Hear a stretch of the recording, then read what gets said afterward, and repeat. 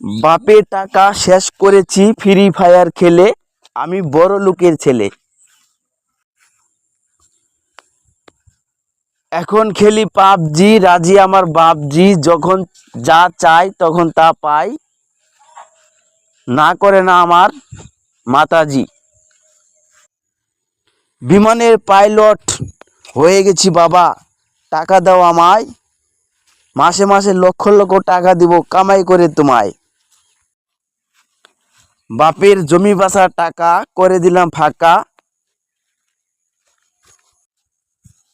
কাঁদি high high এখন থাকার জায়গা নাই।